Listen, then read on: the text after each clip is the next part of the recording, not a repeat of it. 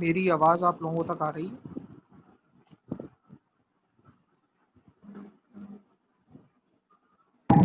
वालेकुम अस्सलाम वरहमतुल्लाह। जी बिल्कुल आपकी आवाज़ आ रही है। जी, बिस्मिल्लाहिर्रहमानिर्रहीम।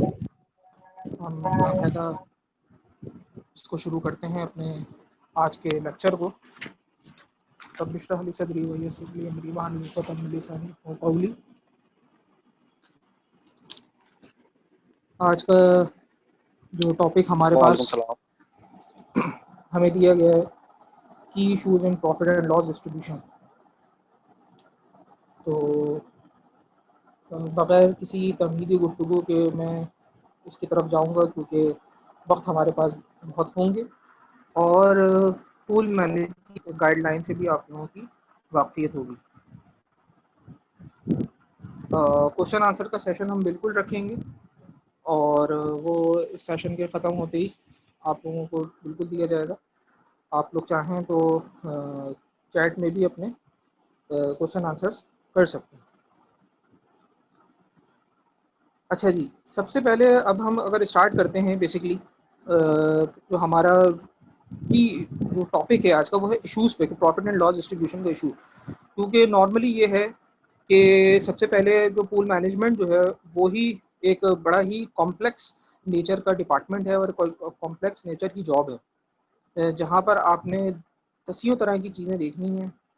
रेगुलेटर को देखना है आपने सबसे पहले, फिर आपने बैंक की इंटरनल पॉलिसीज़ को देखना है, फिर शरिया स्टैंडर्ड्स को देखना है, ठीक है?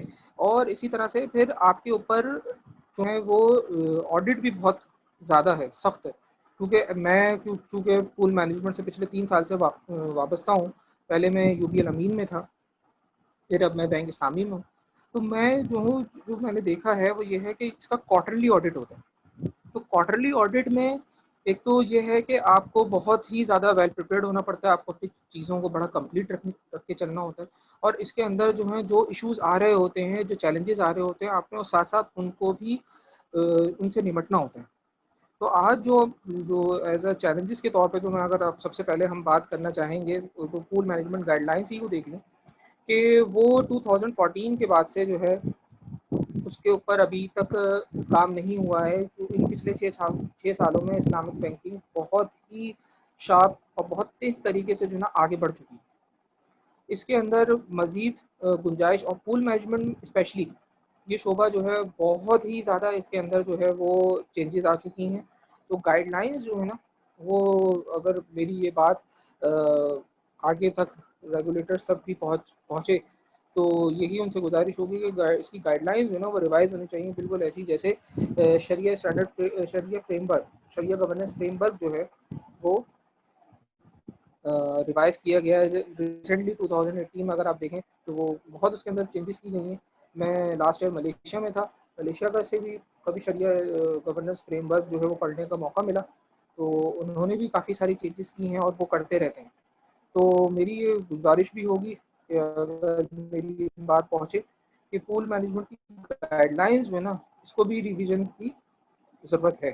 अच्छा, अब हम इसके अंदर सबसे पहले अगर देखें, जो हमारे पास अगर हम ये एक पॉइंट देखें, वेटेजेस जो हैं वो सबसे पहले क्योंकि आए जाते हैं, क्योंकि पूल मैनेजमेंट अगर आप स्टार्ट करें तो वो होती है वेटेजेस से। वेटेजेस अनाउंसमेंट और वेटेजेस, क्योंकि आप किसी भी एज़ पर रेगुलेटरी रिक्वायरमेंट के आप 3 दिन पहले जो है वो वेटेजेस जो है अनाउंस करते हैं।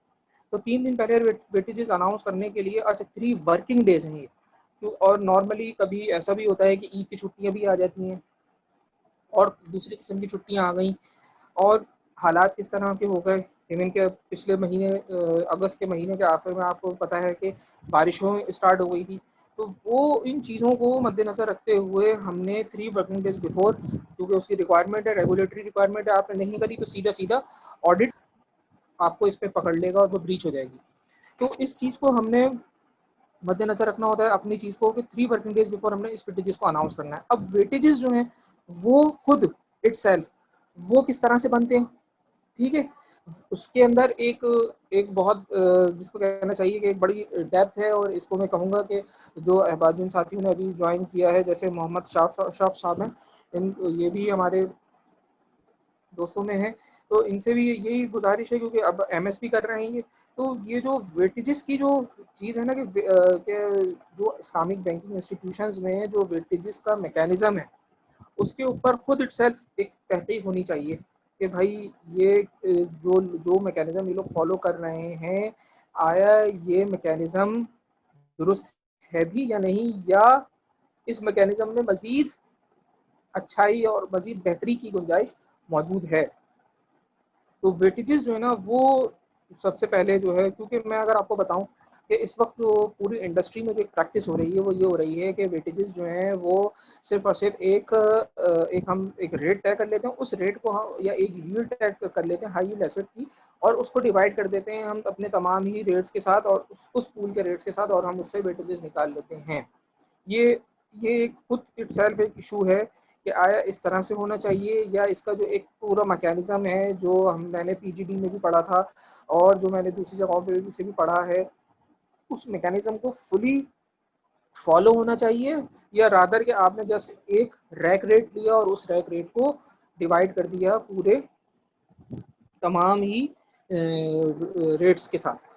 तो इसमें उसके बाद जनाब अगर हम इसमें देखें कि जो हमारे रेगुलेटर की एक रिक्वायरमेंट है, वो रेगुलेटर क्या कहता है, वो रेगुलेटर ये कह रहा होता है कि जनाब आपने इस चीज़ का ख्याल रखना है कि 3 टाइम्स जो है ना वो आप इसको कोई कोई जो है ना मिनिमम से जो है ना 3 टाइम्स एक्सीड ना करे। क्या मतलब हुआ इसका? इसका मतलब ये है कि जनाब अगर कोई किसी वेटेज 0.1 मल्टीपल ऑफ 3 हो सकता है जो उसके उसी पूल में रहे, इससे ज़्यादा नहीं। अच्छा, अब इसका रैशनल आंसर क्या हो सकता है कि भाई 3 ही क्यों, 4 क्यों नहीं, 5 क्यों नहीं, 2 क्यों नहीं, या 1 क्यों नहीं?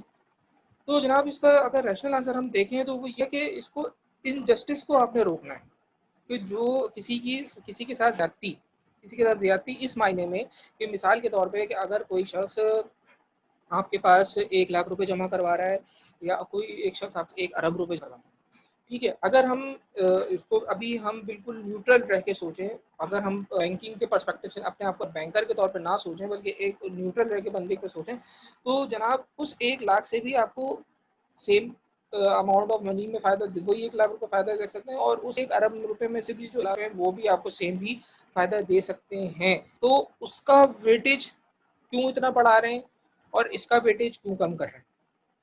तो इसी चीज़ को, इसी इनजस्टिस को रोकने के लिए रेगुलेटर ने अभी तक जो है वो 3 टाइम्स का कहा हुआ है कि एक पूल के अंदर जो है वो मिनिमम जो है वो 3 टाइम्स ज़्यादा हो सकता है, उससे ज़्यादा हम अलाउ नहीं, ठीक है। तो अब इसमें जो बेसिक है कि अब जो हमारे पास जो एक स्टेट बैंक से एक आई भी थी एक सजेशन के आप लोग दें, तो हमने उस पर लिख के भी दिया था कि इसको 2 टाइम्स हो जाना चाहिए, यानी कि अगर किसी में मिनिमम वेटेज है तो उस 2 टाइम्स तक आओ हो। क्यों? क्योंकि जितना आप करेंगे ना इसको, उतनी आपको इनजस्टिस को करने में मदद मिलेगी। रादर इसके कि अगर आप उसको बढ़ाने, अगर उसको 4 कर देंगे, 5 कर देंगे, तो फिर आपकी वो टिपिकल जो जिसको कहना चाहिए कन्वेंशनल बैंकर्स की जो एक सोच है ना टिपिकल, कि जो ज़्यादा पैसा कराए, जो ज़्यादा टर्नओवर तक रखवाए, जो आपके पास ज़्यादा इन्वेस्टमेंट, जो ज़्यादा डिपॉजिट करेगा या जिसके पास पैसा होगा उसको रिटर्न ज़्यादा मिलेगा। तो this is typical conventional banking. But अगर हम इस्लामिक बैंकिंग की करते हैं, अगर हम रिस्क शेयरिंग कॉन्सेप्ट की बात करते हैं, तो इसके अंदर फिर ये इशू उठेगा लाजमी कि जनाब जब आप रिस्क शेयरिंग की बात करें, जब आप इस्लामिक बैंकिंग की बात करते हैं, तो जनाब आपको इसके अंदर तो फिर सबके साथ एक इंसाफ का पहलू नज़र रखना चाहिए, आप सबके साथ जस्टिस रखनी चाहिए। तो ये हमारे पास एक बात है ना वेटेजेस के हवाले से, कि वेटेजेस में अब देखें, अब मेरी तो ये दुआ है कि अल्लाह ताला अब ये स्टेट बैंक जो है इस इन गाइडलाइंस को जल्द से जल्द अगर रिवाइज करे तो इसके अंदर इसको 2 टाइम्स कर दे, ताकि बीइंग अ पूल मैनेजर, अगर मैं देखूं, अगर अपने आप को एज अ पूल मैनेजर के तौर पे देखूं, तो इट्स वेरी डिफिकल्ट कि आप इसको 2 टाइम्स कर रहे हैं, तो इसको मैनेज करना जो है ना, लेकिन जब ये है कि चीज़ें होती हैं तो आप उसको मैनेज करने के लिए भी आप जो है जिसको कहना चाहिए कि तैयार हो जाते हैं, और आपका माइंड जो है वो इसको मैनेज करने के लिए तैयार हो जाता है। आप इसको कोशिश करते हैं और आप अपनी कोशिशों में कामयाब हो जाते हैं। क्योंकि आप देखें जिस तरह से, अगर आप हिबा की बात, अगर मैं आपको हिबा की बात करूँगी, हिबा 2010 में पूरा ही अलाउ था, फिर आहिस्ता आहिस्ता करके कहा गया कि जनाब आप अक्रॉस द बोर्ड देंगे, उसके बाद जनाब फिर और पाबंदी लगाई गई और पाबंदी लगाई गई, और फिर आखिर में आके उसको कह दिया जनाब कि आपने 0% जो है ना वो कर दिया, और हिबा को अगर आपने देना है तो अक्रॉस द बोर्ड देना है, वरना अगर आप किसी स्पेशल हिबा को जो है ना उन्होंने स्टेट बैंक ने अपनी इन गाइडलाइंस में 0% किया हुआ है। अच्छा, अब जनाब वेटेजेस के, अगर हम इन वेटेजेस को देखने के बाद, अब मैं अगर आप दूसरा स्टेप आए पूल मैनेजमेंट का, तो वो है प्रॉफिट डिस्ट्रीब्यूशन।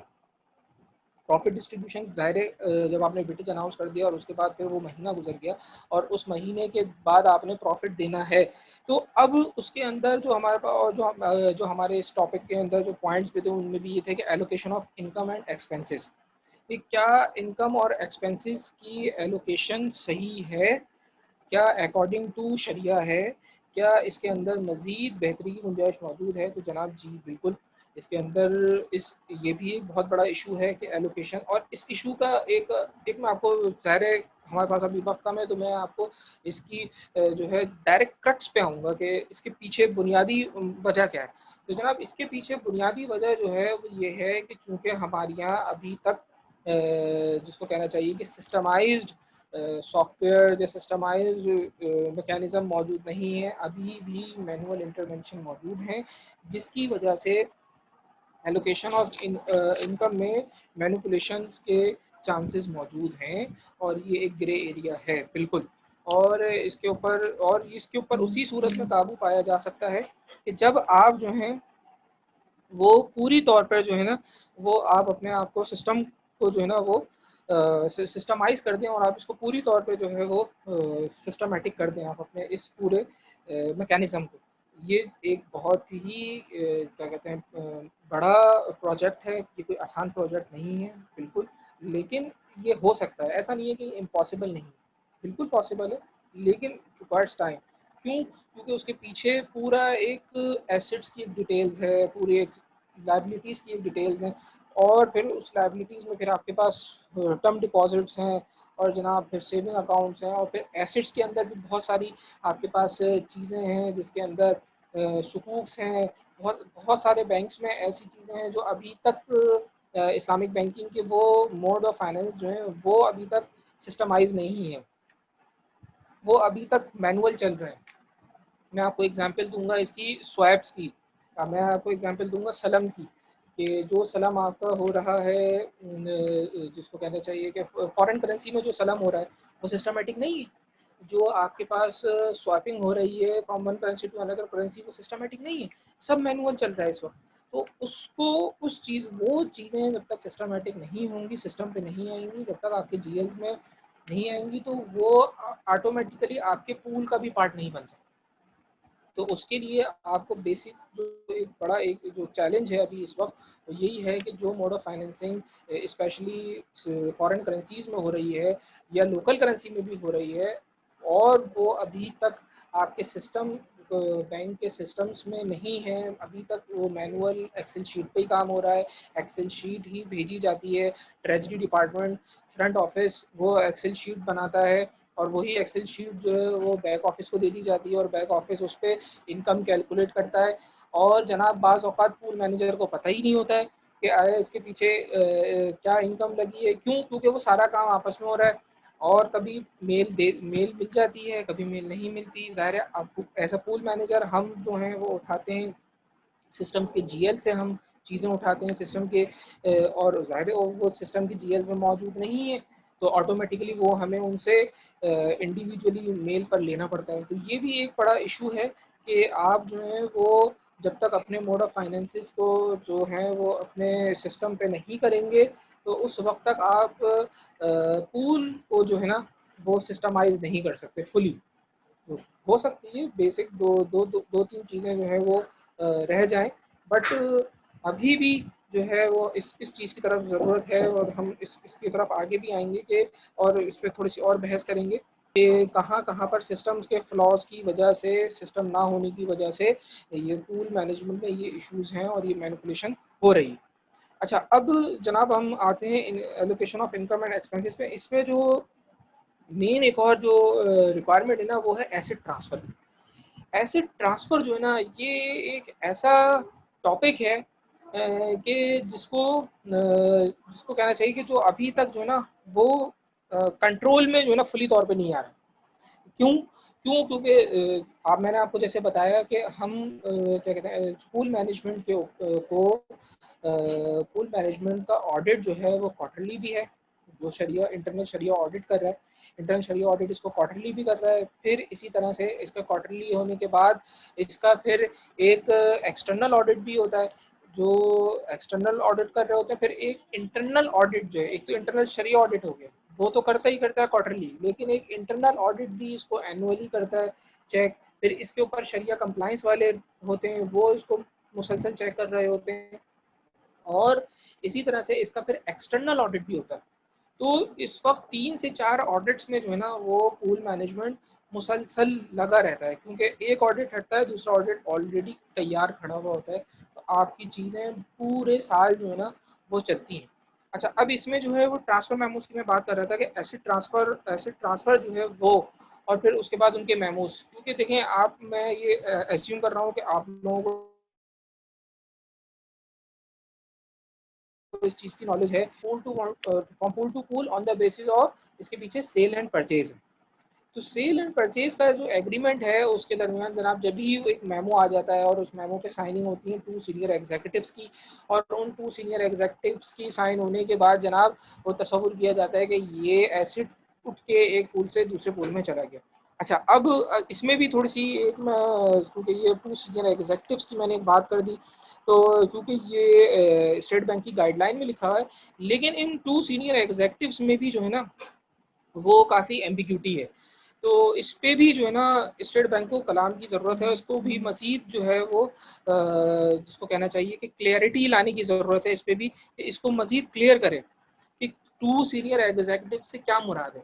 कि नॉर्मली शरिया ऑडिटर्स जो हैं, इंटरनल शरिया ऑडिटर्स जो हैं वो सीनियर एग्जीक्यूटिव से मुराद जो है वो बैंक की टॉप लेवल को समझ रहे होते हैं, कि जो बैंक की टॉप जो डायरेक्ट रिपोर्टिंग टू प्रेसिडेंट हैं वही हजरात जो हैं वो जनाब सीनियर एग्जीक्यूटिव्स हैं।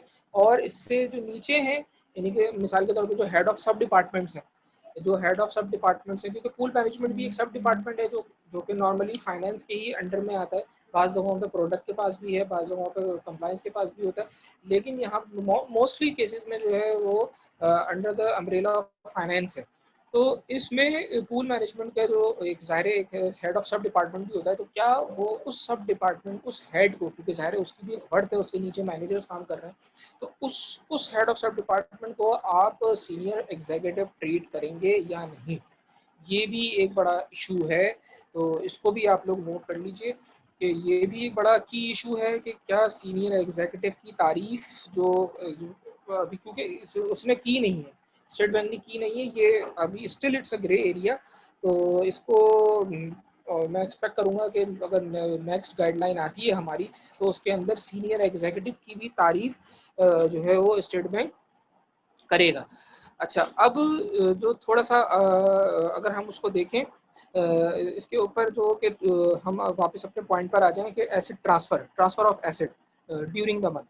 अच्छा, अब ड्यूरिंग द मंथ क्या है कि जनाब अगर किसी एसेट की यील्ड ड्यूरिंग द मंथ बढ़ जाती है, लेट्स से कि फर्स्ट सितंबर को एक एसेट है, सुकूक हैं या कोई और दूसरे डीएम है या रनिंग मुशारका है, तो इन इन एसेट्स की यील्ड अगर फॉर एग्जांपल फर्स्ट सितंबर को या 31 अगस्त को इसकी यील्ड होती है फॉर एग्जांपल 9%, और 30 सितंबर को आके ये 9 से बढ़ जाती है 11 या 13 पे चली जाती है, तो उस सूरत में अगर वो एसेट उस पूल किसी पर्टिकुलर पूल में लगा हुआ है तो उस पूल की इनकम डायरेक्टली बढ़ जाएगी।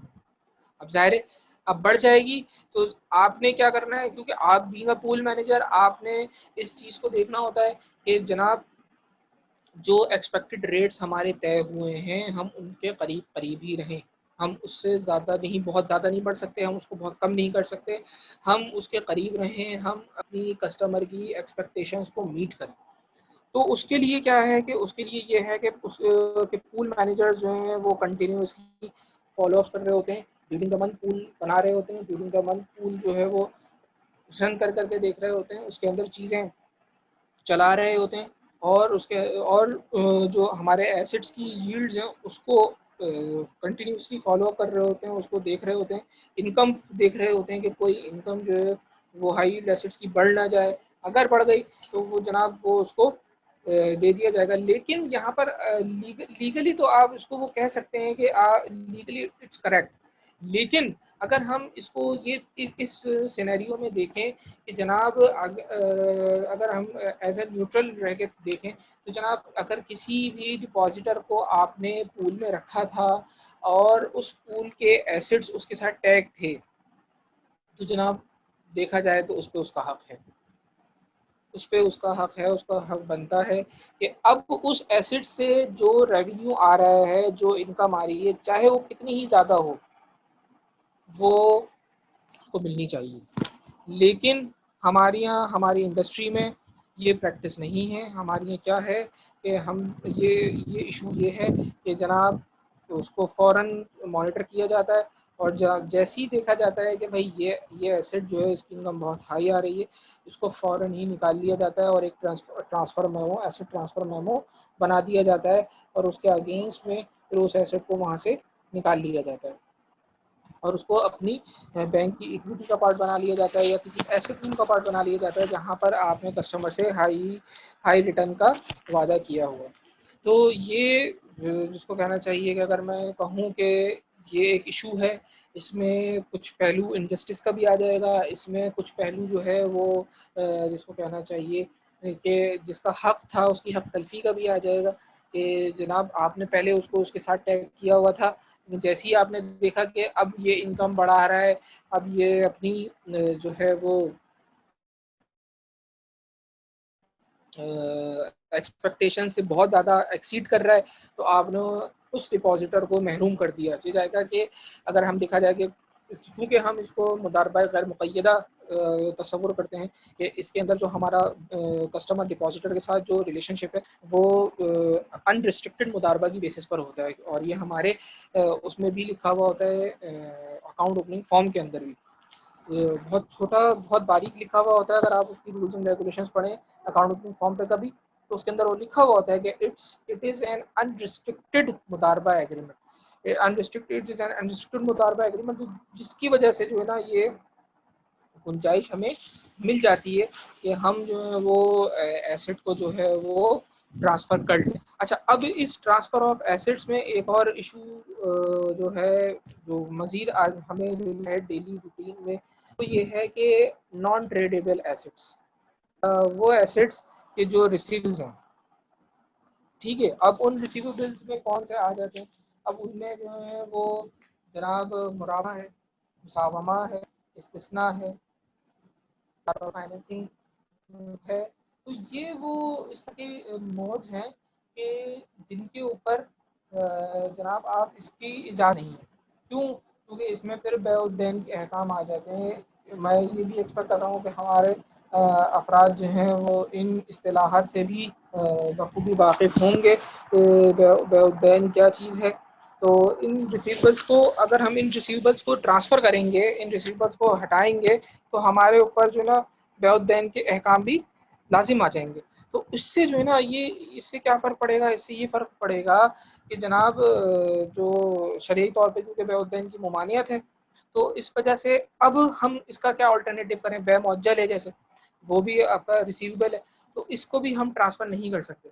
तो इसके लिए हम क्या वो करें, क्योंकि बाज़ जगहों पे बाज़ जगह जहाँ पे शरिया बोर्ड बहुत स्ट्रॉन्ग है, जहाँ शरिया कंप्लायंस बहुत ज़्यादा स्ट्रॉन्ग है, बहुत ज़्यादा स्ट्रॉन्ग मॉनिटरिंग रखी हुई है, तो इसका अल्टरनेटिव क्या है? क्यों? क्योंकि देखिए बीइंग अगर हम एक तरफ तो देखते हैं कि जनाब आप एज़ अ शरिया कंप्लायंस ऑफिसर या एज़ अ शरिया कंप्लायंस मैनेजर या एज़ अ शरिया बोर्ड, आप इसको तो देख रहे हैं कि भाई इट इज़ अ, लेकिन अगर हम पूल मैनेजमेंट की के पर्सपेक्टिव से बात करूँ या एज अ लीडर के तौर पे भी बात करूँ, क्योंकि देखिए हमने दोनों चीज़ों को देखना है, इफरात तफरीत से बचना है। ना तो हमने किसी को बहुत ही ज़्यादा जनाब सपोर्ट कर देना है, कि उसकी हर हर बात को सपोर्ट कर रहे हैं जो कि जायज़ भी ना हो, इतने इफ़रात में भी ना जाना, इतनी तफरीक का शिकार हो कि जनाब किसी को अगर आपने गिरा देना है, किसी को आपने बुरा कहना है तो आपने इसको इस कदर कर दिया है कि वो है उतना भी नहीं है लेकिन आपने उसको उससे भी ज़्यादा कर दिया, तो इतने भी तफरीक का शिकार ना हो। तो बिल्कुल बैलेंस लेके चलें, अपने आप को मुतदिल रखें। तो इसमें ये है कि अगर मैं इसको इस हवाले से देखूँ कि फिर पूल मैनेजर्स को बहुत ज़्यादा डिफ़िकल्टीज़ होती हैं एसेट ट्रांसफ़र करने में, क्योंकि उनके पास ऑलरेडी एस की कमी होती है। एसिड्स जो हैं वो चाहिए होते हैं। अभी तो चूँकि कोरोना की वजह से, कोविड-19 की वजह से डिस्काउंट रेट्स बहुत कम हो चुके हैं। लेकिन उस वक़्त आप सोचिए, मार्च को आप अपने ज़हन में रखिए कि जब स्टेट बैंक ने सबसे पहले गिराया था, डिस्ट्रीब्यूट कराया था, मॉनेटरी पॉलिसी को रिवर्स करा, तो उस वक़्त 14 पे पहुँचा हुआ था। 14 से वो स्लैश करते करते अब वो करंटली 7.5 पर आ चुके हैं। तो उस चीज़ को नज़र रखते हुए कि जब आपके पास 14 तक थी डिस्काउंट रेट, तो अब आपने कौन ऐसे एसेट्स चुना होगा अपने पूल में जो है आपको इनकम जनरेट करके दें।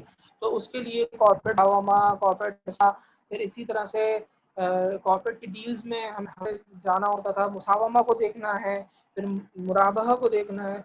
तो इन चीज़ों को जो है ना, इन एसेट्स को जो की हमें ज़रूरत पड़ती थी और इनको ट्रांसफ़र करना होता है। तो अच्छा, अब इसमें जो है वो हमें कुछ जगहों पे तो शरिया बोर्ड, बाज़ बैंक्स के शरिया बोर्ड तो इसलिए आ गए कि जनाब आप इसको नहीं कर सकते, सीरियस इशू, ये नॉन ट्रेडेबल एसेट्स हैं, आप इसको ट्रांसफर नहीं कर सकते, ये बेउद्दैन है और ये बिल्कुल मना है।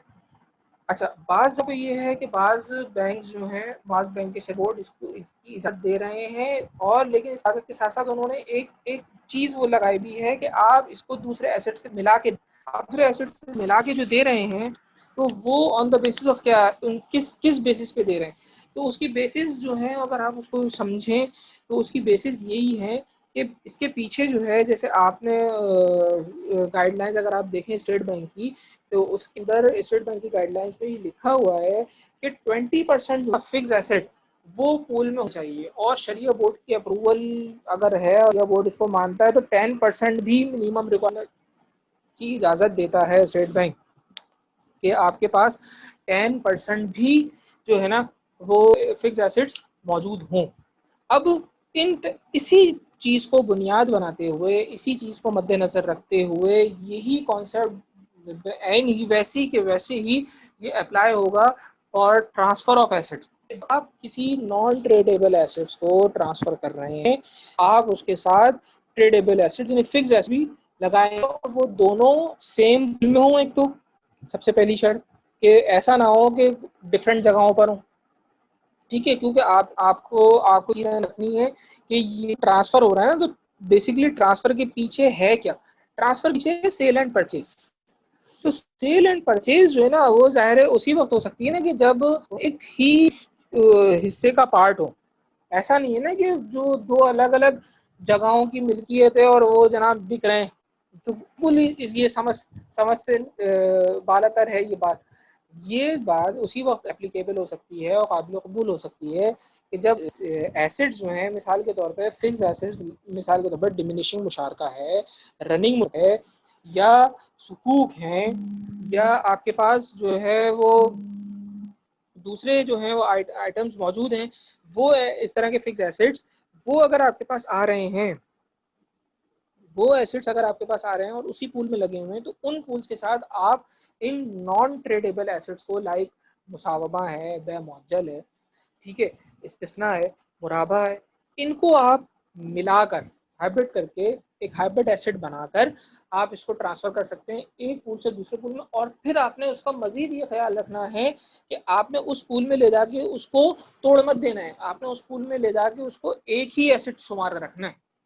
तो ये भी एक बड़ा एक इशू है, और एक बड़ा एक एक जिसको कहना चाहिए कि बड़ा एक हाईलाइटेड और बड़ा एक हॉट इशू है प्रॉफिट एंड लॉस डिस्ट्रीब्यूशन में, कि transfer of asset, non tradable assets की। तो बाज़ जगहों पे तो बिल्कुल इजाज़त नहीं दे रहे हैं, लेकिन बाज़ जगहों पर अगर जो इजाज़त दे रहे हैं तो वो ये शर्त लगा रहे हैं। अब इस शर्त में एक चीज़ और आ जाती है कि जनाब किसकी क्या परसेंटेज हो। अगर हम आइडियली देखें तो 50% से ज़्यादा होनी चाहिए फिक्स एसेट्स की परसेंटेज, ठीक है जी, आइडियली अगर हम देखें।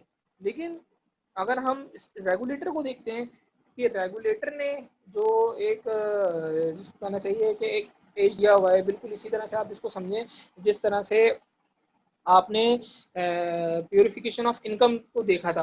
अगर मैं आपको याद दिलाऊं कि प्यूरिफिकेशन ऑफ इनकम अगर आपने पढ़ी हो, जिसमें डेट टू इक्विटी रेशो देखा जा रहा होता है, कि जिसमें पहले डेट टू इक्विटी रेशो के एम आई 30 वालों ने क्या रखा हुआ था, डाउ जोन्स वालों ने क्या रखा हुआ था, फिर उसके बाद जनाब पहले कितना था अब कितना कर दिया, कि अगर हम किसी ऐसी कंपनी में लगा रहे हैं कि वो वैसे तो हलाल है लेकिन वो डेट्स जो है वो दे रही है, तो उसकी डेट टू इक्विटी रेशो उसको देखा जा रहा होता है।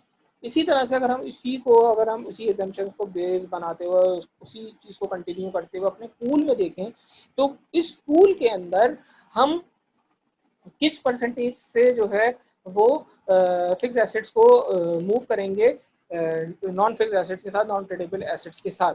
तो उसके अंदर जो समझ आता है वो यही आता है कि 10% तक जो है ना वो हमने इस चीज़ को मेक श्योर रखना है कि वो कि ये आइडियली नहीं है, it's not an ideal, but ये एक जिसको कहना चाहिए कि क्योंकि जब आप प्रैक्टिकल आ जाते हैं ना, तो प्रैक्टिकल आके चीज़ें बड़ी डिफरेंट होती हैं।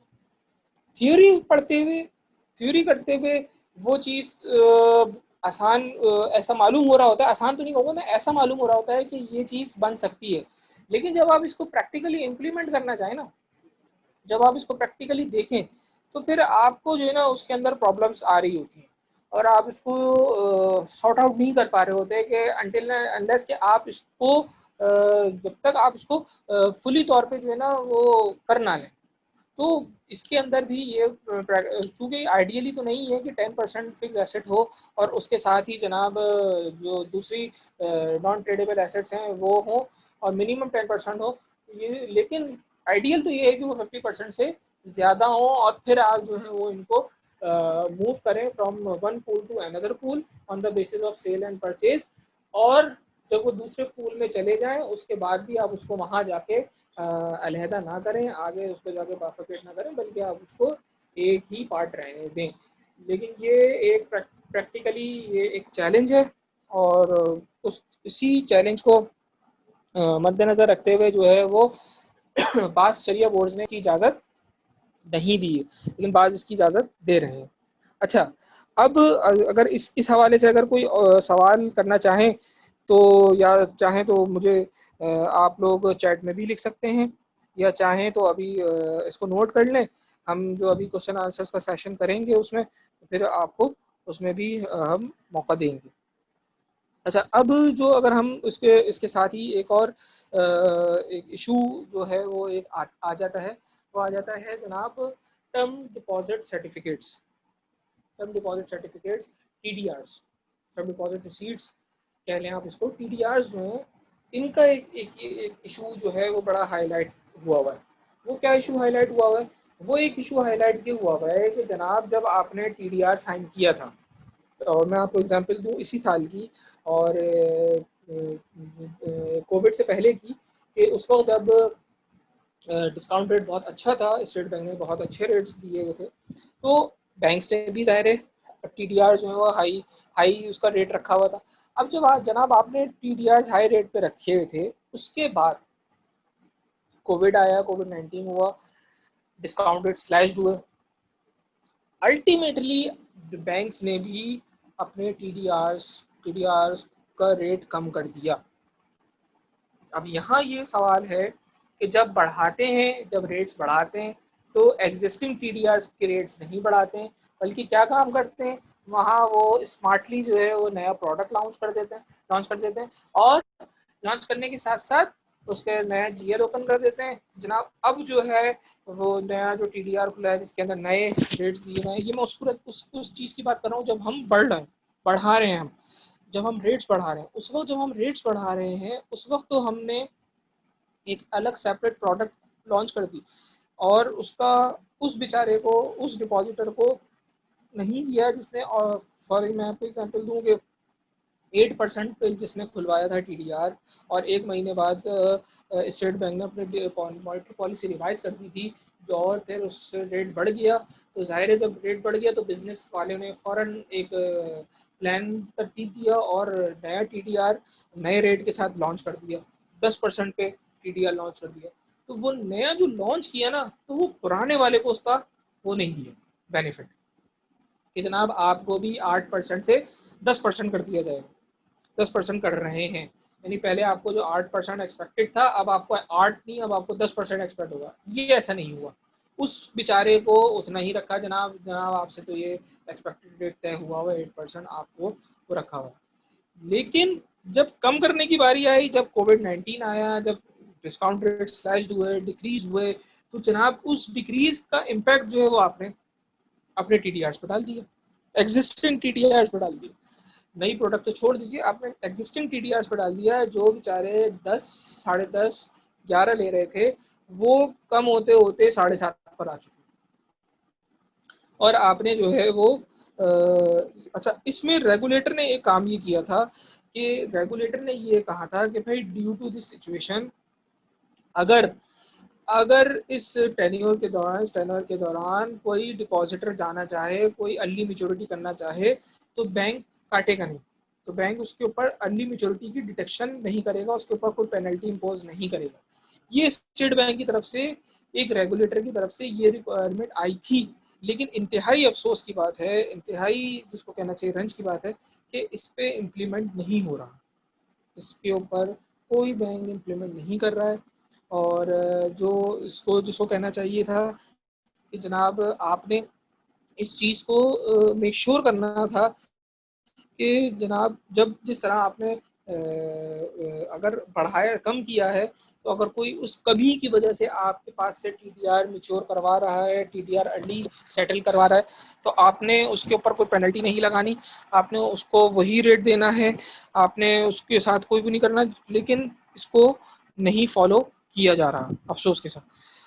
तो ये भी एक बड़ा एक चैलेंज है, और एक बड़ी जिसको कहना चाहिए कि इशू है इस मैनेजमेंट के अंदर। और कि जनाब रेट रेट रिवाइज हो रहा है, तो उसमें फिर एक एक कुछ चीज़ें आ जाती हैं, जिसमें म्यूचुअल कंसेंट का भी फैक्टर आ जाता है। अगर हम शरिया परस्पेक्टिव से देखें, तो इसमें शरिया स्कॉलर्स को भी कहूँगा कि वो इसके ऊपर तवज्जो करें और इसके ऊपर अपनी राय दें कि म्यूचुअल कंसेंट को या इम्प्लिसिट कंसेंट जो है उसके वो क्या चीज़ उसको ट्रीट की जाएगी, कि आया क्या हम इन उकूद में भी इन ट्रांजैक्शंस में भी इम्प्लिसिट कंसेंट को देखेंगे, या हम जो है या नहीं देखेंगे। इसके ऊपर भी ना वो शरीय सर्च को मैं उनको यही कहूँगा कि वो इसके ऊपर अपना ओपिनियन दें।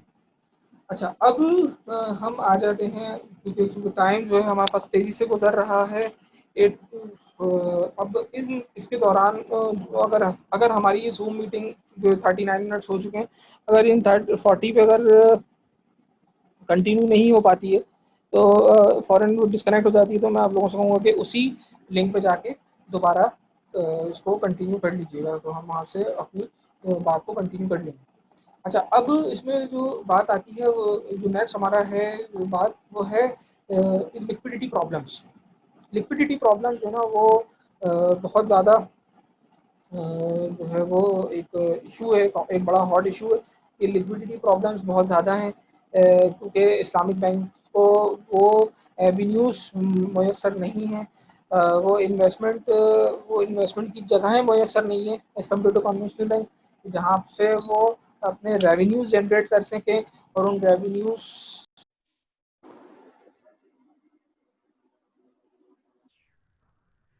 मेरी आवाज़ आ रही है तो बता दीजिए।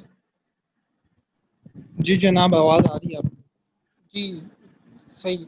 मैं कंटिन्यू करता हूँ कि इसमें जो है जो हम अभी जो बात कर रहे थे, वो लिक्विडिटी के हवाले से बात कर रहे थे ना, वो बहुत ज़्यादा हैं कि इसके अंदर जो इस्लामिक बैंक्स हैं, इस्लामिक बैंक्स जो हैं वो उनके अंदर रेवेन्यू जनरेटेड एसेट्स हाई, वो या इन्वेस्टमेंट्स ऐसी कि जो रेवेन्यू जनरेट करें, वो as compared to conventional banks काफ़ी कम है।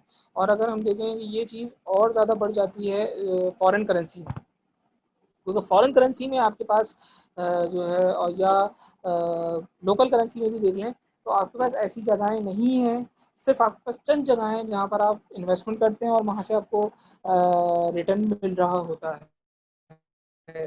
तो उनमें सुकूक्स हैं जो मेजर हैं, उन सुकूक्स जो आपने लगाए हुए होते हैं, वो सुकूक्स जो परचेज किए हुए होते हैं और वहाँ से एसेट्स जो है वो बाई किए हुए होते हैं, उनको उन एसेट्स के से जो आपको यील्ड मिल, जो एसेट्स से आपको रिटर्न मिल रहा होता है, वो आपने अपने पूल में टैग किया हुआ होता है।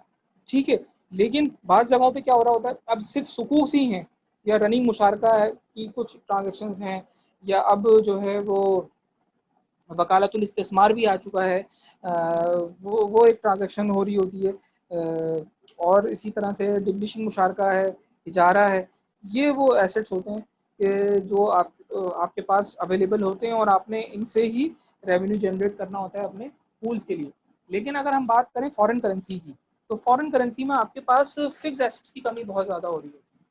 फिक्स एसेट्स की कमी ये हो रही होती है और फिर आपके पास ऐसे एसेट्स होते ही नहीं हैं जो आपको हाई यील्ड दे सकें।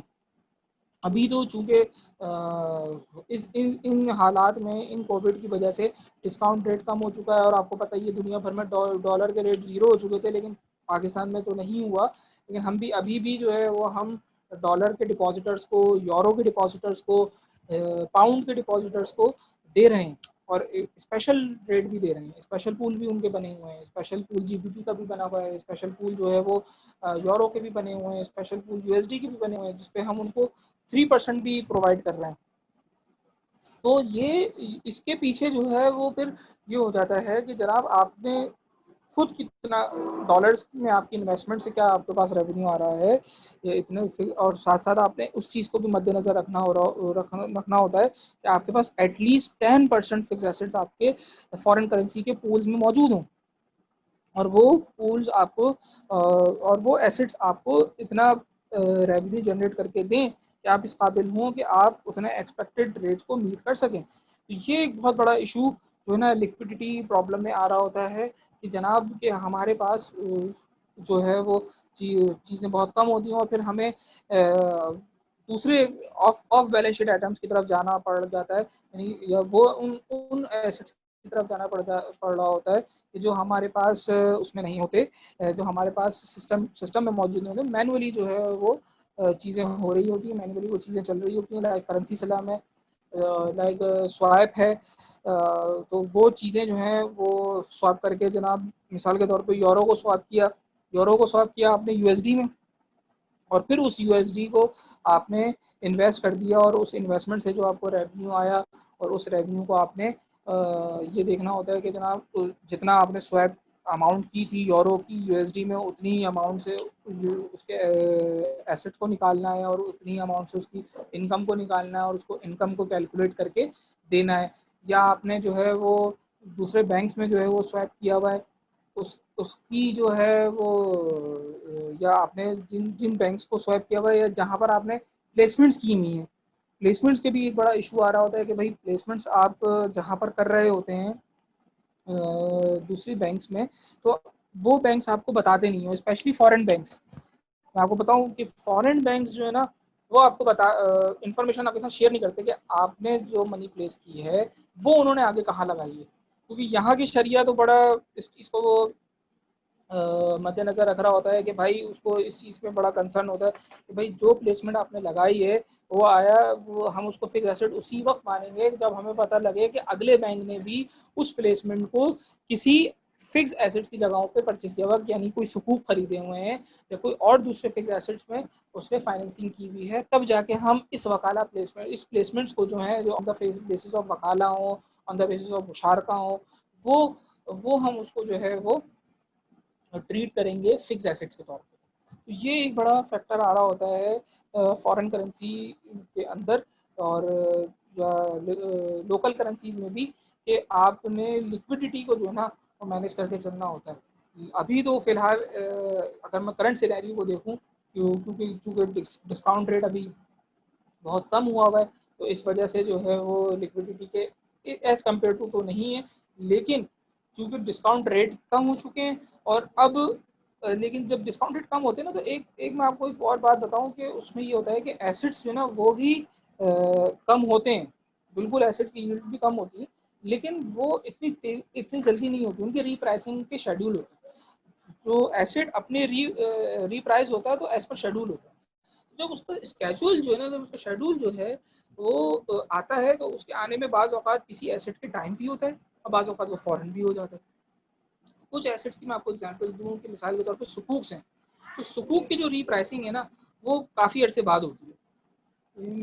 इसकी एग्जांपल आप इस तरह से लें कि अगर पिछले साल आपने सुकूक की रीप्राइसिंग की थी, तो अगले साल आके फिर उसकी रीप्राइसिंग होती है, तो उस वक़्त तक आपको एक एडवांटेज मिलता है कि भले आपके पास डिस्काउंट रेट कम हो जाए, तो आपका एसेट जो है ना, उसका उसकी यील्ड जो है ना वो कम नहीं होती, या उसकी रीप्राइसिंग जो है ना वो अपने वक़्त पर होती है।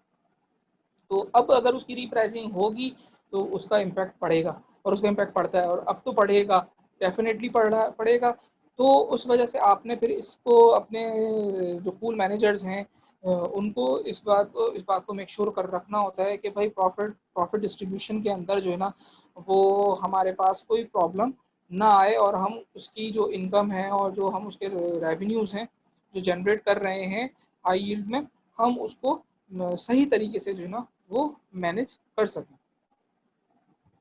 अच्छा, अब जो अगर हम इसको आगे बढ़ें कि इसके अंदर कुछ कुछ अगर हम इश्यूज़ देखें, तो अगर शरई ऑडिट के पर्सपेक्टिव से, तो शरई ऑडिट के पर्सपेक्टिव से कुछ इश्यूज़ आते हैं बैकडेटेड ट्रांसफ़र ऑफ एसेट्स। कि मिसाल के तौर पे कि वो उसके अंदर वो उससे रिज़ेम्बलेंस कर रहा होता है जो अभी हम बात कर चुके हैं कि जब आप देख रहे होते हैं कि एसेट्स जो हैं उनकी यील्ड एकदम बढ़ गई है, उनकी इनकम बहुत बढ़ गई है, तो आप जो है वो उनको फ़ौरन ट्रांसफ़र करते हैं उस पूल से, तो ताकि आप उसको उसकी एक्सपेक्टेड ही दे सकें। तो उस ट्रांसफ़र में बाज़ औक़ात ये इश्यू आ रहा होता है कि ये ट्रांसफ़र बैकडेटेड बन जाते हैं, मेमोज बैकडेटेड बन जाते हैं, साइन बैकडेटेड हो जाते हैं, तो ये भी एक बड़ा इशू है। अब इसके कंट्रोल्स क्या हैं? अब जनाब इसके कंट्रोल्स तो उसी सूरत में मौजूद हो सकते हैं कि जब आपके पास मैनुअल इंटरवेंशन कम से कम हो। जब आपके पास मैनुअल इंटरवेंशन कम से कम होगी ना, और वो मैनुअल इंटरवेंशन उसी वक्त कम होगी कि जब आपके पास पूल मैनेजमेंट का सॉफ्टवेयर सिस्टम मौजूद होगा, पूल मैनेजमेंट का सिस्टम एप्लीकेबल होगा, वर्केबल होगा, उस कंडीशन में होगा कि वो सही तरीके से वर्क कर रहा है, तो बहुत फिर मुश्किल हो जाएगा कि आप बैकडेटेड कोई एसेट ट्रांसफर कर सकें, क्योंकि सिस्टम आपको अलाउ नहीं करेगा। बैकडेटेड कोई सिस्टम आपको अलाउ नहीं करेगा, ना ही वो आपको मेमो जनरेट करके देगा। तो वो चीज़ जो है ना, यहाँ पे जो है वो आहिस्ता-आहिस्ता आप कहना चाहिए कि कंट्रोल लगा सकते हैं और कंट्रोल सेट किए जा सकते हैं कि आप बैकडेटेड ट्रांसफर ऑफ एसेट्स को किस तरह से कंट्रोल कर सकते हैं। इसी तरह से जब बैकडेटेड होते हैं तो ज़ाहिर है फिर उनकी इनकम भी आ रही होती है, फिर इनकम की भी मैनिपुलेशन होती है कि जनाब इनकम किसी किसी एसेट की हाई यील्ड एसेट है, तो जहाँ पर देखें इसकी दोनों रुख हैं, वाइस वर्सा भी है कि क्या कि जब जनाब एसेट की इनकम ज़्यादा आ गई, तो जनाब फिर आपने एसेट ट्रांसफ़र कर दिया, लेकिन बाज़ जगहों पे ये भी हो रहा होता है कि एसेट की इनकम गिर जाती, कम हो जाती है, एसेट नहीं वो हो रहा होता, उसको नई इनकम जनरेट करके देता। तो उस सूरत में आपका क्या वो होता है, तो उस सूरत में ये होता है कि एक तो आपके पास लीगल तरीका है हिबा के तौर पे कि अक्रॉस द बोर्ड आपने पूरे पूल को हिबा कर देना है, और वो अप टू 60% है, ठीक है। अब वो 60% तो वो आपके पास है। अब इसके बाद आपने इस चीज़ को मेक श्योर करना होता है कि भाई आपने उसी अमाउंट उसी एक्सपेक्टेड रेट जो आपका अपने डिपॉजिटर्स के साथ तय हुआ था, आपने उनकी एक्सपेक्टेशंस को मीट करना है। उसी मीट करने के चक्कर में आप जो है वो आप कोई ऐसे एसेट्स लाते हैं दूसरे पूल से, तो वो फिर उन पूल्स की फिर जो है ना वो एक हक़-तलफ़ी का मामला आ जाता है कि ना, फिर उन पूल में मौजूद डिपॉजिटर्स की हक़-तलफ़ी का मामला आ जाता है। यार, ये तो फिर उनके साथ ज़्यादती है, उनके साथ इनजस्टिस है। कि आपने इस स्कूल के लोगों को एक्सपेक्टेड रेट देने के लिए और उनको रिक्वायरमेंट फुलफिल करने के लिए आपने दूसरों को जो है ना वो महरूम कर दिया।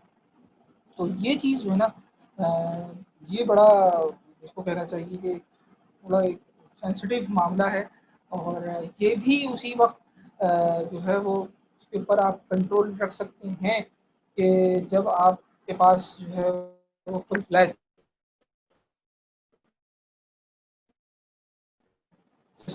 इम्प्लीमेंट किया जाए। अच्छा, अब एक और चीज़ ये है कि एसबीपी की गाइडलाइंस में मिलता है कि आपने जो डिपॉजिट आ रहा है ना, वो आपने सेम डे जिस दिन आया है उसी दिन आपने उस पूल के साथ टैग करना है और ये बताना है कि भाई ये डिपॉजिट हमने इस पूल के साथ टैग कर दी।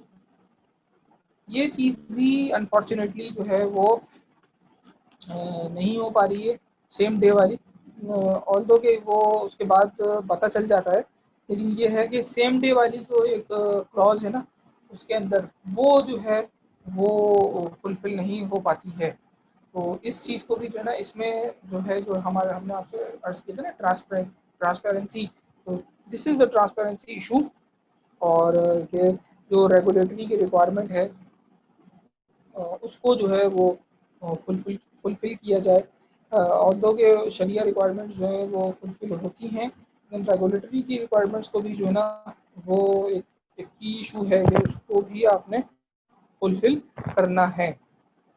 अच्छा, अब अगर हम देखें कि कुछ कुछ हम बात कर लेते हैं एडवांसेस की, कि एडवांसेस जो है ना वो हमारे पूल के साथ टैग होने चाहिए या नहीं होने चाहिए, या अगर होने चाहिए तो इनकी इनकम जो है उसका उसकी क्या सॉल्यूशंस बन सकते हैं।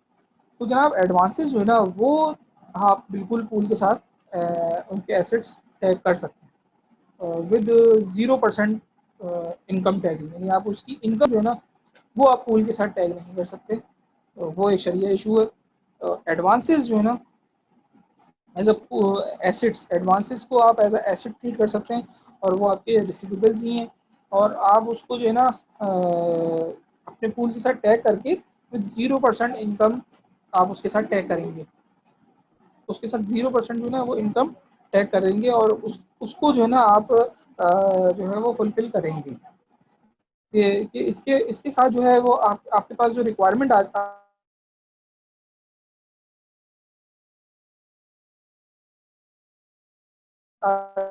जाती है उसको आप जो है वो ट्रांसफ़र ऑफ एडवांसेस ये नहीं हो सकता। वो उसमें वही अहकाम आ जाएगा, बैउ दैन के अहकाम आ जाएंगे। और फिर अच्छा, इसमें एक इशू ये भी आ जाता है कि कुछ बैंक्स या कुछ इंडस्ट्री की मैं अगर हवाले से बात करूं कि इंडस्ट्री में ये प्रैक्टिस है कि जब तक वो एडवांसेस हैं तो तब तक तो वो पूल का पार्ट हैं, लेकिन जैसे ही अ, उसने इनकम जनरेट करना शुरू करी तो वो वहाँ से हटा लिया जाता। तो ये एक बड़ा एक इशू है कि यार जब तक वो एडवांसेस में थे तो आपने उसको मैनेज करने के लिए अपने पूल को मैनेज करने के लिए, क्योंकि ज़ाहिर है वो नॉन रिम्यूनरेटिव एसेट्स हैं, अभी फ़ायदा नहीं दे रहे हैं, लेकिन आप उसके एसेट तो टैग है तो जिसकी वजह से आपने अपना पूल मैनेज किया हुआ है। लेकिन जैसे ही वो रेवेन्यू जनरेट करना शुरू करते हैं तो ज़ाहिर है जब वो रेवेन्यू जनरेट होते हैं तो इससे आपके पूल पे इफेक्ट पड़ता है, आपका पूल का रेट, आपका पूल की इनकम जो है वो इंक्रीज कर जाती है। तो उस पर बैंक क्या करते हैं कि वो उसको वहाँ से हटा लेते हैं। तो ये एक सीरियस जो है ना वो हमारे पास एक इशू है कि हमने जो है ना इस चीज़ को मेक श्योर करना है कि भाई जहाँ पर अगर वो एडवांसेस में लगे हुए हैं तो जब वो रेवेन्यू भी जनरेट कर रहे हैं तो वो भी उस पूल का पार्ट ज़रूर होने चाहिए। ऐसा ना हो कि वो स्कूल के पार्ट ना हों और प्रॉफिट देते हुए जो है जो हम प्रॉफिट देने जा रहे हैं उस वक्त जो है वो हमने उसको हटा लिया कि जनाब फिर हमें ज़्यादा प्रॉफिट देना पड़ जाएगा अपने डिपॉजिटर्स को और इस पूल को। तो ये एक जो है ना जिसको कहना चाहिए एक इश्यूज़ हैं। और एक्सपेक्टेड प्रॉफिट रेट्स भी खुद इटसेल्फ एक जिसको कहना चाहिए कि एक डिस्कशन टॉपिक है कि आया कि एक्सपेक्टेड प्रॉफिट रेट्स रखने चाहिए भी या नहीं रखने चाहिए। क्यों? क्योंकि आप तो बात करते ही प्रॉफिट शेयरिंग की हैं, तो प्रॉफिट शेयरिंग में प्रॉफिट रेट्स चले आप उसको एक्सपेक्टेड ही मान रहे हैं, लेकिन उसका आप एक बेंचमार्क तो सेट कर रहे हैं ना। तो ये भी एक इटसेल्फ बाज़ जगहों पे एक डिबेटेबल इशू होता है और होगा। तो अब 8:57 मेरी घड़ी में हो चुके हैं और मैं अब चाहूँगा कि अब इस गुफ्तगू को ख़त्म करूँ और आप लोगों के सवालात को लूँ, और तो ताकि उन सवालात पे भी ज़ाहिर है अगर आपके सवालात होंगे तो उनके जवाबात में भी टाइम वो लगेगा। तो अब मैं यही है कि आप लोगों से गुज़ारिश यही है कि आप लोग अपने सवालात जो हैं आपके पास जो हैं तो वो करिए। जी। हाँ, बहुत आले प्रेजेंटेशन दी दानियल भाई आपने। अच्छा, मेरे 2-3 सवालात हैं, मैं एक एक करके पूछ लेता हूँ। आवाज आ रही है मेरी? जी, जी, बिल्कुल आपकी आवाज़ आ रही है। अच्छा, जब हम किसी एसेट को एक पुल से दूसरे एसेट में ट्रांसफर करेंगे तो उसमें जी। बे क्यों होगी? सेल एंड परचेज क्यों होगी? क्योंकि एक ही बैंक है। ऐसे तो नहीं हो सकता कि एक बंदा अपने आप ही को बेचे और नहीं अपने आप से ही हाँ, खरीदे। तो हाँ, ये शाफ़ इसमें असल में मसला ये है कि पूल जो है ना, पूल की डेफिनेशन अगर आप पढ़ें ना तो जो स्टेट बैंक की गाइडलाइन है और जो है शरिया की भी पर्सपेक्टिव से कि पूल को जो है ना हमने एक एंटिटी सपोज वो ट्रीट करते हैं, जिसको आप कह रहे हैं कानून शख्सी, कि एक सेपरेट एंटिटी है। हर पूल जो है ना एक सेपरेट एंटिटी है, उसके अपने एसेट्स हैं, उसकी अपनी लायबिलिटीज़ हैं, और उस एसेट्स और लायबिलिटीज़ के का जो है ना उसके अंदर जो उसके अपने एसेट्स हैं ना, तो वो उसकी अपनी ओनरशिप है बस। अब उस ओनरशिप को ज़ाहिर है जब आप वहाँ से निकालेंगे तो किस बेसिस पे निकालेंगे? तो वो on the basis of sale and purchase ही है। समझ रहे हैं आप मेरी बात?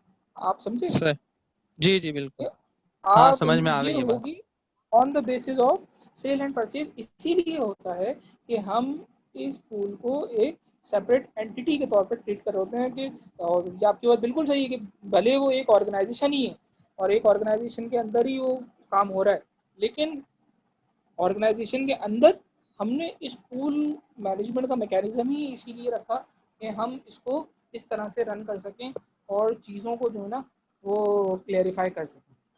जी, दूसरा आपका क्वेश्चन। अच्छा, दूसरा सवाल ये, जो पूल मैनेजमेंट की गाइडलाइन है, तो ये जनरल पूल पे अप्लाई होगी या स्पेसिफिक पूल के लिए भी सेम नहीं, गाइडलाइन है? तमाम तमाम तमाम पूल्स के लिए स्टेट बैंक ने एक्सप्लिसिटली जो है ना उसके अंदर लिखा हुआ है कि ये इसके अंदर तमाम पूल कवर होंगे, और इंक्लूडिंग लोकल करेंसी और फॉरेन करेंसी पूल्स सब शामिल हैं इसके अच्छा, फिर वो जो एक ये गाइडलाइन है कि थ्री थ्री टाइम्स जो है सेविंग अकाउंट से ज्यादा आपका रेट नहीं हो सकता पूल में ना, अंदर। 3 टाइम्स है। तो वो तो पूल अब वो टू पूल है, स्पेशल पूल में तो एक पूल वही के अंदर। बहुत अच्छा आप शायद विद इन समझ दी रहे हैं पूल है। कि सही है। हाँ, आप शायद समझ रहे हैं कि पूल टू पूल है, नहीं एक पूल की दूसरे पूल से नहीं चाहिए, ऐसा नहीं है। ऐसा है कि सही है। उस पूल के अंदर जो डिपॉजिट है ना, उस डिपॉजिट की मिनिमम जो है वो सही। मिनिमम वाले का मैक्सिमम वाले का मिनिमम वाले से 3%, 3 टाइम से ज़्यादा मिलेगा। अच्छा, ठीक है ठीक है। ये अच्छा, जब हम फिक्स ये एसेट को ट्रांसफर कर रहे हैं नॉन मार्केटेबल एसेट्स के साथ दूसरे पूल के अंदर, आ- तो आपने कहा कि आपकी आवाज़ में एक जैसा डिस्टॉर्शन आ होना रही है। चाहिए एसेट। अब अच्छा, मैं दोबारा सॉरी, से बोलता हूँ मैं कि आपकी आप जब आवाज़ नहीं सुना फिक्स हूँ। आपकी थोड़ा रिपीट करें अपना सवाल। अच्छा, अब मेरी आवाज आ रही है आपको? नहीं, डिस्टॉर्शन आ रही है। आवाज आ रही है मेरी? जी आ रही है, लेकिन बीच बीच में जो है ना रुक के आ रही है। अच्छा, अब मैं सवाल कर लेता हूँ फिक्स एसेट को। अच्छा, अब नहीं भी आ रही तो मैं बाद में अकेले में पूछ लूंगा, कोई मसला नहीं है, आप कंटिन्यू कर लें। नहीं नहीं, आप अब थोड़ी सी बेहतर हुई है। बोलिए क्या कह रहे हैं। अच्छा, फिक्स्ड एसेट को हम नॉन मार्केटेबल एसेट के साथ ट्रांसफर कर रहे हैं दूसरे पूल के अंदर, सही है? जी जी अब जब हम दूसरे पुल में ट्रांसफर कर रहे हैं फिक्स एसेट को नॉन मार्केटेबल एसेट के साथ, तो एक जैसी जी यकसानियत तो नहीं रही ना दोनों एसेट्स में। आपने कहा कि फिक्स एसेट को जी। नॉन मार्केटेबल एसेट के साथ, जैसे मुराबा का हमने एक चीज रिसीवेबल में हमने मुराबा की फाइनेंसिंग दे दी, अब उसके जी अगेंस्ट में हमने अमाउंट रिसीव करना है ना, जी सिर्फ पैसे को रिसीव करना है। फिक्स एसेट तो भाई फिजिकल फॉर्म में बिल्कुल होंगे, उसके अगेंस्ट में बिल्कुल। फिजिकल फॉर्म में जो एसेट्स हैं हमारे, हम उसको सिर्फ पैसे के साथ दूसरे पुल में ट्रांसफर कर रहे हैं। तो ये यकसानियत तो रही नहीं, ये किस तरह फिर ये करते हैं इंडस्ट्री में इसको।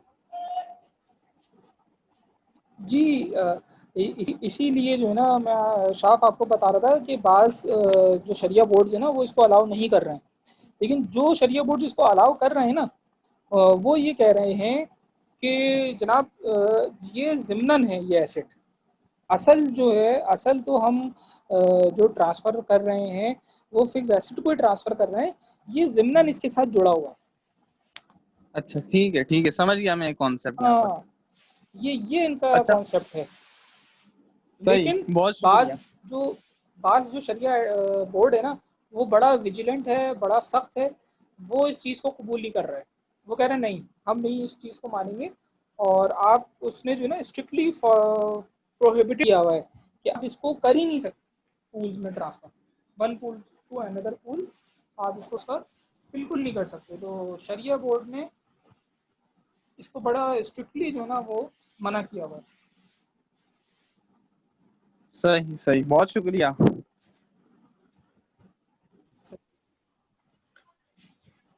जी, अस्सलाम वालेकुम और दानियल कोई भाई। सवाल?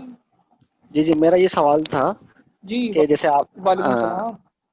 आपने कहा था कि पूल मैनेजमेंट में जब मिसाल के तौर पे किसी एसेट की यील्ड बढ़ जाती है तो उसको ट्रांसफर ऑफ एसेट जो जी। उस पूल के अंदर जो डिपॉजिटर होता है, तो जब यील्ड बढ़ती है तो हम बजाय हम्म। उसको हिस्सा देने के डिपॉजिटर को उसको इक्विटी का हिस्सा बना लेते हैं या बैंक उसके साथ दूसरे के साथ ट्रांसफर करते हैं। तो ये शरिया पर्सपेक्टिव से क्या दुरुस्त है? देखिए अगर हम देखें तो हमने उसके साथ जो है ना वो किया हुआ है मुदारबा, अनरिस्ट्रिक्टेड मुदारबा, यानी जिसको कह लें आप शरई एतबार से मुदारबा गैर मुक़य्यदा। तो इसके अंदर मुदा मुदा बीइंग अ मुदारिब आपके पास ये राइट्स आ जाते हैं कि आप जो हैं वो जिस तरह भी चाहें, जैसे भी चाहें, आप उसको मूव कर सकते हैं। ठीक है ना? तो अगर हम शरई नुक्ता नज़र से देखें तो वो हम क्योंकि हमने पहले से लिखा हुआ अपने अकाउंट ओपनिंग फॉर्म में कि इट इज़ एन अनरिस्ट्रिक्टेड मुदारबा, तो शरई एतबार से तो कुछ गुंजाइश मौजूद होती है। लेकिन अगर हम इथिकली देखें, इथिकली जो है ना वो सही नहीं है। और फिर वो अगर हम इसको अगर इसको आप कहना चाहें कि कड़ी से कड़ी मिलाते हुए अगर हम लेके जाएं तो फिर कहीं ना कहीं आके हो सकता है कि शरीयत भी इसको पसंदीदा तो पहले ही नहीं है और ममनू करार दे दे, ऐसा हो सकता है। तो ये है कि लेकिन ये है कि चूँकि मुदारबा मुक़य्यदा है, अनरिस्ट्रिक्टेड मुदारबा है और बीइंग अ पूल मैनेजर क्योंकि आप बैंक को आपने देखना है, बैंक के आपने देखा जाए तो आप बैंक को जो है वो आप सबसे पहले वो अपने आपको वो जो है वो बता रहे होते हैं या बैंक को जो है वो फ़ायदा पहुँचा रहे होते हैं। तो उसको देखते हुए जो है अगर हम देखें तो वो हमें वो मिलता है, लेकिन अगर हम शरिया पर्सपेक्टिव से देखेंगे तो पसंदीदा अमल नहीं कहलाएगा। ठीक है सर। अच्छा दानियल भाई, एक गुजारिश ये है कि अगर आप वेटेजेस को किसी एक मिसाल से, छोटी सी मिसाल से, यानी 2-3 पोल की मिसाल लेकर समझा दें कि वेटेजेस कैलकुलेशन किस तरह होती है, तो बड़ी मेहरबानी होगी आपकी। आ, मैं यहाँ पर बता दूँ या आपको फिर दूसरी जगह पे बताऊँ, क्योंकि ये थोड़ी सी डिटेल है इसमें और इसमें जो है वो आपका सामने होना और या तो हमें कोई जिसको कहना चाहिए ना कि एग्जाम्पल के साथ चलो बाद में लिखना, कर लेंगे, कभी वो मिलेंगे थोड़ा। ना इंशाल्लाह। हाँ, इंशाल्लाह। ये है कि वेटेजेस का जो है वो इंशाल्लाह आपको मैकेनिज्म जो है ना, ये क्योंकि पूरा एक मैकेनिज्म है मोहम्मद शाह भाई, ये सही पूरा मैकेनिज्म है और इसको इतनी आसानी से जो है ना ये समझ में नहीं आता है, थोड़ा सा कॉम्प्लेक्सिटी है इसके अंदर। सही ठीक है, फिर बाद में कर लेंगे जैसे कन्वीनियंस रहेगी। जी बिल्कुल। तो अब और कोई सवालात?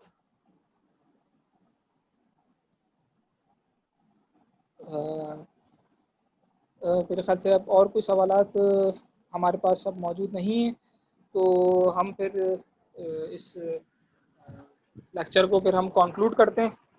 और फिर इंशाअल्लाह ताला जैसे आप मोहम्मद शाह भाई ने कहा कि वेटेजेस के हवाले से तो कोशिश रहेगी कि कुछ इस तरह की कुछ पॉसिबिलिटी बनाई जाए, तो कुछ इस तरह का लेक्चर दिया जाए कि जिसमें अब हम पूरे वेटेजेस के मैकेनिज़्म के ऊपर गुफ्तगू करें, क्योंकि वो बहुत बड़ा टॉपिक है और पूरा नहीं समझ लीजिए उसके ऊपर काफ़ी एक पूरा एक लेक्चर हो सकता है। तो फिर हम अपनी मीटिंग को यहीं कंक्लूड करते हैं और आप लोगों से इजाज़त लेते हैं। फिर इंशाअल्लाह ज़िंदगी रहे तो फिर आप लोगों से मुलाकात होगी। ठीक है जी। ठीक है, बहुत अस्सलामु अलैकुम वरहमतुल्लाहि बहुत शुक्रिया। वालेकुम वालेकुम अस्सलाम व रहमतुल्लाह।